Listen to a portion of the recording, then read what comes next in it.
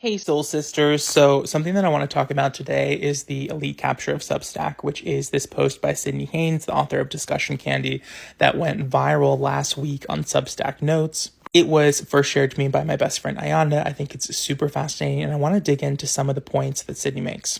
So, elite capture, for those who don't know, is a concept written about and coined by the philosopher and scholar Olufemi Taiwo. A very simple definition is elite capture is a form of corruption whereby public resources are biased for the benefit of a few individuals of superior social status in detriment to the welfare of the larger population. I think perhaps an even better definition comes from one of the reviews that Haymarket Books put of this book, where Robin Kelly says, elite capture, after all, is about turning oppression and its cure into a neoliberal commodity exchange where identities become capitalism's latest currency rather than the grounds of revolutionary transformation. So basically how this applies to Substack is that when Substack was first formed, it was essentially just a newsletter platform. I also want to interrupt myself because I agree with a large portion of Sydney's statements, but I also disagree with a few. So let me just say that up front. When Substack was first formed, it was just a newsletter platform, right? It is now morphing into its own social media company. Like now there is a home feed, a very like Twitter-like clone called Notes, where people can write short little things. This, of course, has led to the proliferation of promotion, sharing articles, like the whole thing becomes a little bit less organic. There's an algorithm, there's a For You page. While they still put this read next feature, which is of people you subscribe to so that it keeps writing at the focus of the platform, now people argue that they're spending much more time on Notes and that the platform and the app is less designed for an organic experience for creativity and self-expression and more designed to reward whoever is posting the most often, posting the most loudly, like any algorithm. Going a step further, the concept of elite capture, like if we think about the problem and its solution, right? So Substack was originally the solution to the problem of publishing as a super exclusive, difficult, barrier-filled world. Substack allows any person to essentially run their own community-led press. By creating their own newsletter, they can publish stories, fiction, articles, whatever they want. Their friends and family can subscribe. They can get the word out. People can subscribe and it can grow organically and become its own thing. Through the subscription model, the writer then has access to be able to essentially be paid way more money than they'd be paid from like a traditional book or traditional publishing house. Now, where people are starting to get upset is that this social media company, as it expands, as it introduces new features like Notes, and it's badge hierarchy. So essentially there's badges, right? This is always a bad thing. Like when suddenly there's like hierarchies of like who's doing it best. So the first badge is like if you have 100 or more paid subscribers, then it's 1,000 or more, then it's 10,000 or more. And so these become like a basically new elite hierarchy of like if you have a badge, how many followers you have, how many subscribers you have. All of this distracting from the point of it, which is like writing and reading.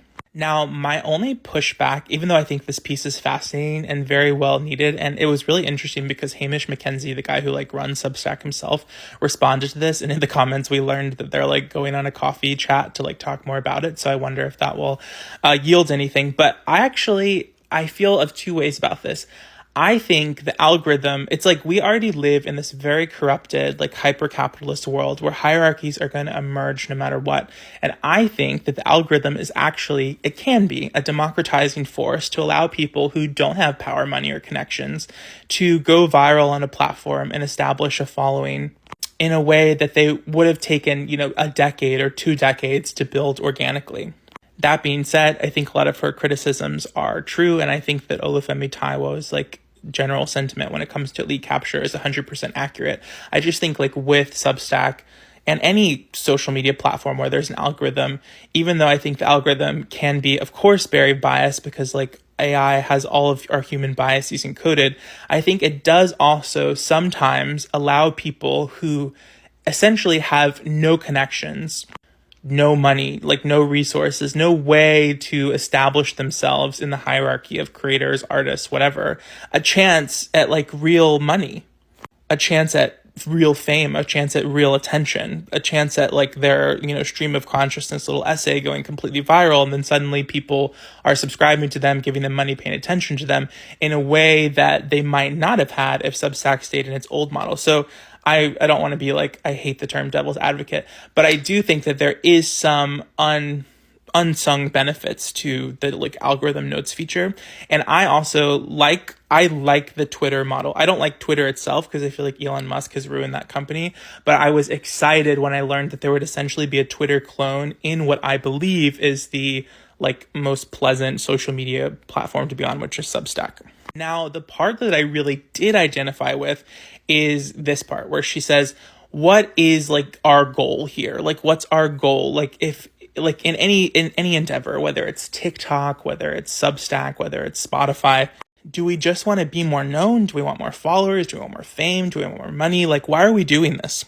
And I started thinking particularly about this concept of growth and about TikTok. And like, I used to like crave growth, and now I just like don't care because I just like love the people that I have. And I feel like sometimes people say that like disingenuously as a way to like kind of do the swan thing where it's like they pretend like everything's so perfect, but underneath they're like secretly working really hard. But it's like, while I do want to be successful and I would love to keep growing because it would be cool to be like, oh wow, people are vibing with my work. I think that this type of message really like impacted me because I thought about like, what is the point of growth? Like, is it just to be more known? And it's like, and one of the things she brings up is, why would you not want to be more known to the people in your real life, like your friends, your family?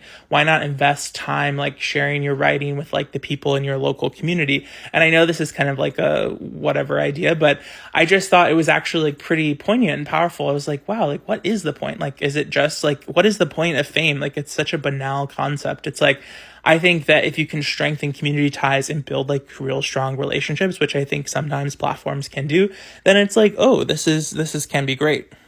But I think like basically conquering and colonizing and like expanding for expansion's sake is essentially the thing that we hate about corporations, that like they value growth at all costs.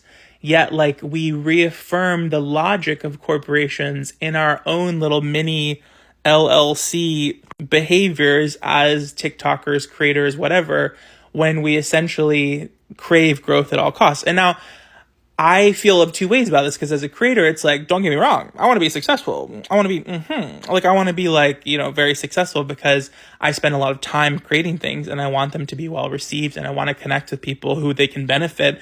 And I want my art or my videos or my essays or whatever I put out in the world to find its readership and audience.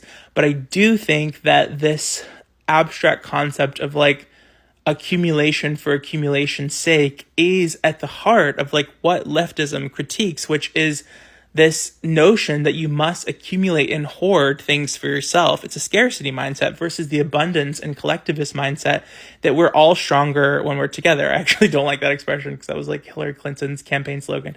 But like this concept that we like are each other's keeper and that we don't need to like hoard all of the, in this case, social capital resources. Like, why not? I don't know. It's just so interesting. It's like it's the different models of like investing deeply in the people that you already connect with versus like constantly seeking out new people. Like, and I think that is the part that she's really critiquing, that like an algorithm leads us to betray our authentic selves and constantly seek out growth because we see other people doing that and we're unable to be in our like presence gratitude bag where we're essentially being so present and loving and just nurturing and connecting with the people that are already here because they like, we already have enough. There's like no need for more. Oh my God, I might have done like the wrong images. So if it cut off, then here's the right ones. Because you know how TikTok crops everything weird. Okay, well, anyways, sad. But yeah, anyways, it's just been like something I've been thinking about.